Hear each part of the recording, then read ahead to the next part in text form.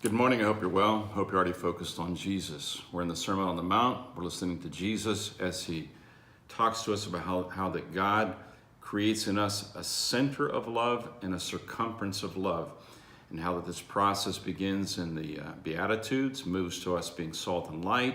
He recovers our dreams and purifies them and makes them real. And then he begins to establish a new kind of morality where we have reverence and respect for all kinds of people, no matter where they're at, as they surround us each day. Let's listen to these next words. They're tough. Prepare yourself. It says, if your right eye causes you to sin, pluck it out and cast it from you, for it is more profitable for you that one of your members perish than for your whole body to be cast into hell. And if your right hand causes you to sin, cut it off and cast it from you, for it is more profitable for you that one of your members perish than for your whole body to be cast into hell. What in the world is he talking about? Should a Christian show up at work one day with one of his eyes missing or one of the hand missing? What is he talking about?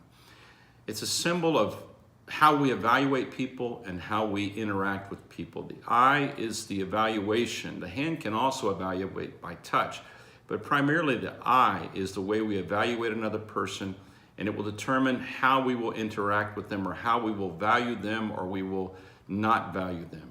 The hand is a mechanism of control and of work, and it's how we will organize and control. The hand can be used to bless.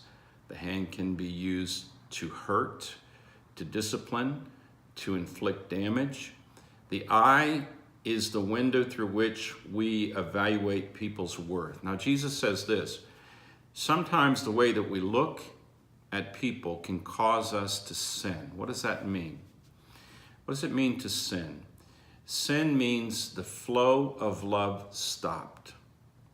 Sin is not just breaking a rule. It means every rule that God has in the Bible, every law, it's telling us this is how and when and where love will stop. If you do this, love will flow. If you do this, love will stop. Now, when I'm looking at a person, I'm supposed to look at them and love them. That's why I exist. But sometimes the way I look at a person doesn't encourage love, it actually stops love. For example, if you were raised in a racist society and you grew up in an environment where every day people were telling you it was okay to look at people with a different skin color as being less than you and not deserving as much as you, then you have that kind of embedded in your memory and in your behavior. And if you're not careful, your culture will dictate whether you love someone or not, or your pain. Maybe you suffered at the hands of a certain kind of racial group, and you carry pain because they've hurt you or your people. It can be people of the same skin color, it can be people of different skin color, but there's a history that causes you to sin. In other words, there's a history that says, I'm not gonna love that person. I'm not gonna touch them to bless them.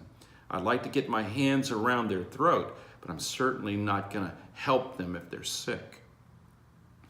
So Jesus says to us that as we move through our lives and we perceive these historic barriers or this pain that is still moving in me to keep me from touching certain kind of people or loving certain kind of people, he says, once you identify this kind of problem with your eye or your hand, he said, there's no cure for it. We can't rewrite history.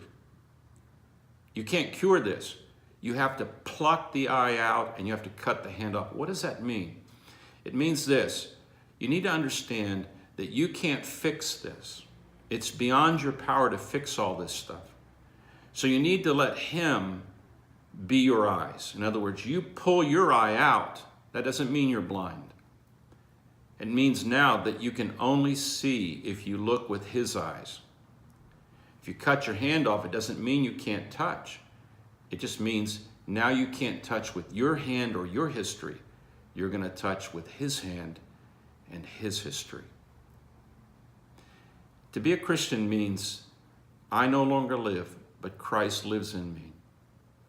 It's not just imitating Jesus, it's living Jesus. In other words, once you identify where your history your eye or your hand makes your love stop, then you need to tear out your history, your way of seeing. You need to cut off your way of touching.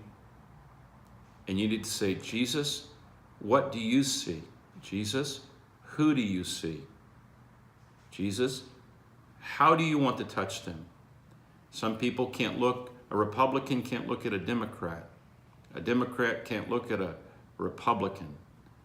A Hillary supporter can't stand a Trump supporter. A Trump supporter can't stand a Hillary supporter. Okay, fine, I get it. That's human history. That's really, really relevant. It is irrelevant to Jesus. We can have opinions, we can tell the truth, we can feel what we feel, but the way we look at another person and the way that we are going to touch another person, that is not under our control anymore. It should be under his control. If not, the circumference of love will collapse. Sometimes people look in the mirror and they see themselves out of a history of failure. They look in the mirror and they say, I'm junk, I'm a failure, I never get it right. Pull that eye out and now see yourself in the mirror with Jesus' eyes. You're not junk. Don't give up. He's going to tell you to keep moving, keep going. He's with you. He thinks you're beautiful. He loves you. Sometimes your hand has messed up so many things, you don't want to touch anything. And Jesus says, fine, cut yours off, use mine. Say to him, I can't get this right. And he says, that's okay. I will get it right. If you'll just give me everything, we'll get this right. Cut the hand off, pull the eye out. What does that mean? It means don't live out of the history of your humanity. Live out of the history of Jesus's humanity. Live Jesus. For to me, to live is Christ. It's no longer I who live, but Christ lives in me. We need to talk about this a little bit more, but let the Holy Spirit teach you, because the Holy Spirit is the only one who can open you to your mistakes and your sin. I can't do that. It's when you're offended by it that you should take action. God bless you. Have a great day.